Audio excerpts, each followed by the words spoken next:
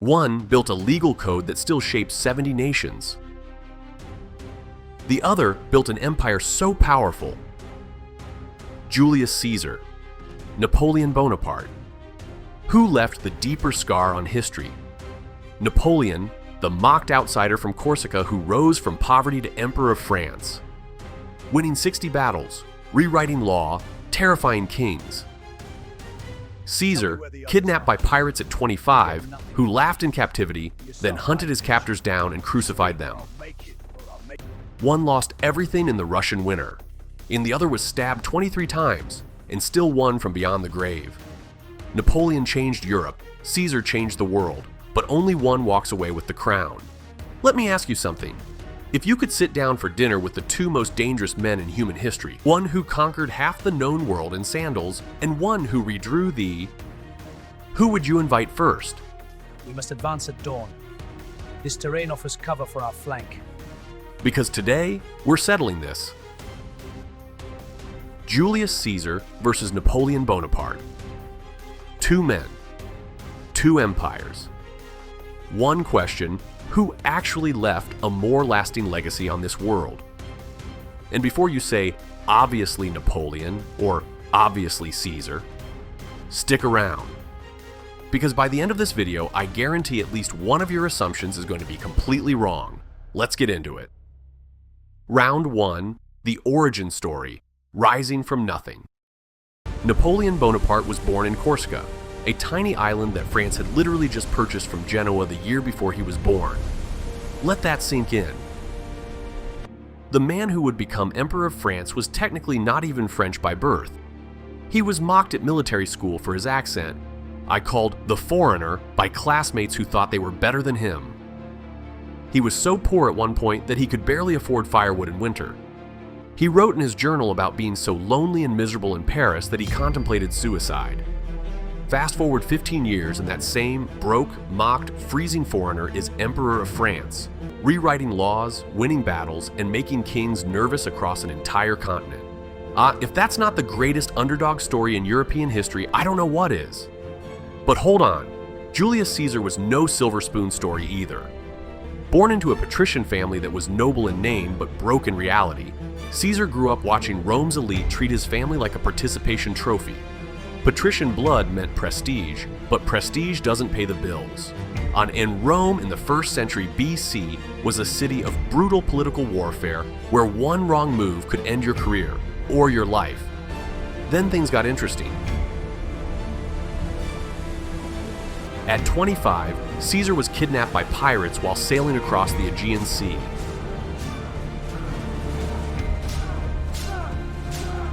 Now, most people in that situation would panic, negotiate quietly, and go home grateful to be alive. Not Caesar.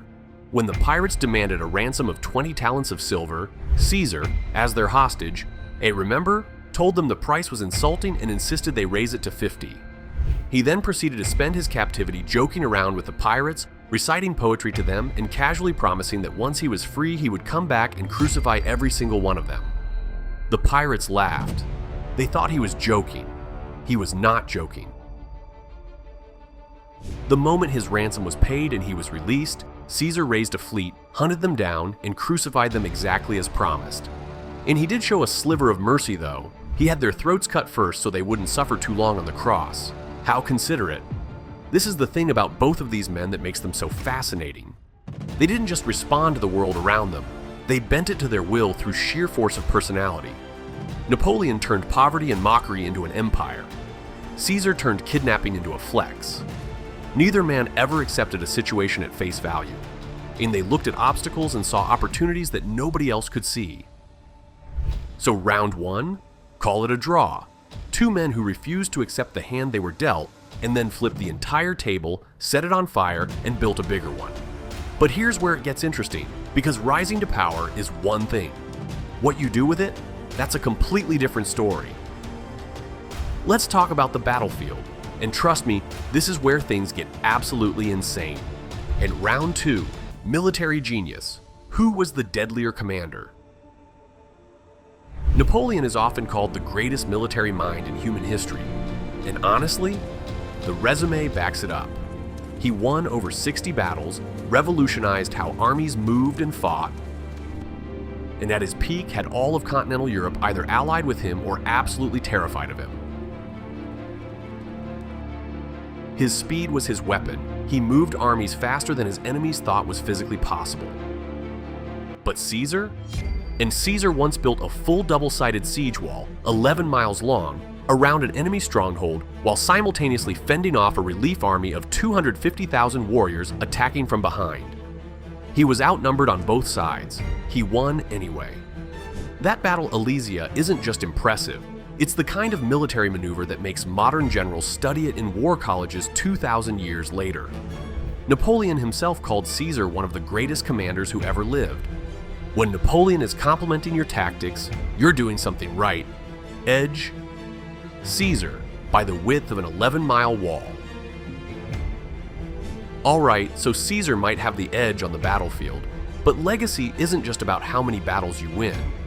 It's about what you leave behind when the fighting stops. And this next round? This is where Napoleon comes swinging back hard. Round 3. The legal legacy. Who actually built something that lasted? Napoleon didn't just conquer Europe, he rewrote the rulebook, literally. The Napoleonic Code, introduced in 1804, was one of the most radical legal documents ever created. It established equality before the law, property rights, and religious freedom at a time when most of Europe was still operating on feudal logic. France had it, Belgium had it, Louisiana still uses it today. Over 70 countries have legal systems directly influenced by this document. 70 countries. Let that sink in. But then there's Caesar.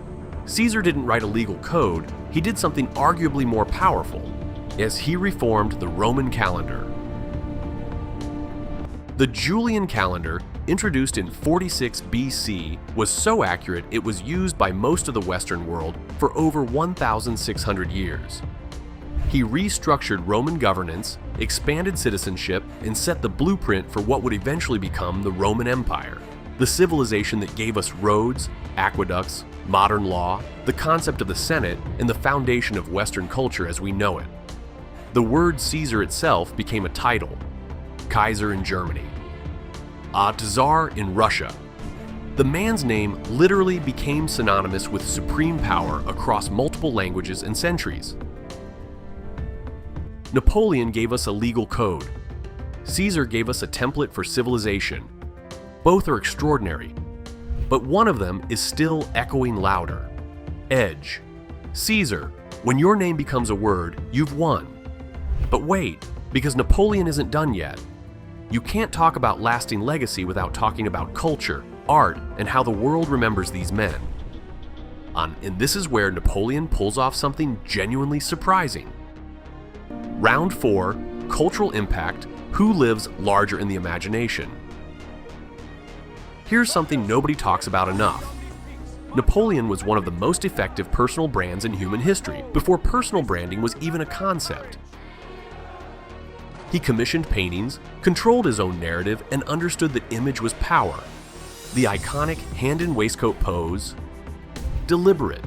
In the propaganda paintings of him crossing the Alps on a rearing horse, looking like a god, also deliberate. The reality was he crossed the Alps on a mule, but nobody remembers the mule. Caesar was equally sharp. His written accounts of the Gallic Wars, commentary de Bello Gallico, were essentially ancient propaganda disguised as history. Simple, clear Latin that regular Romans could read, designed to make Caesar look brilliant and inevitable. He wasn't just fighting wars, and he was writing his own legend in real time. Both men understood something that most conquerors missed entirely. Controlling the story matters as much as winning the battle. But culturally, Napoleon left a broader fingerprint. Museums, architecture, the Louvre as we know it, the restructuring of European national identities. Napoleon's campaigns didn't just redraw borders, they woke up a continent. The idea of nationalism as a political force? Napoleon accidentally turbocharged it everywhere he invaded. Edge. Napoleon, the man turned a mule ride into mythology. So we've got Caesar leading on military genius and civilizational legacy, Napoleon punching back on law and culture. But here's the thing about great men. They all have a moment where they completely lose the plot. Let's talk about the downfall because this round might be the most revealing one yet. In round 5, the fatal flaw. How did they each destroy themselves? Every legend has a crack in the armor. For Napoleon, it was Russia. In 1812, he marched 680,000 men into Russia in what has to be one of the most catastrophically overconfident military decisions in human history. Russia didn't even really fight him. They just retreated, burned their own land, and waited for winter to do the work.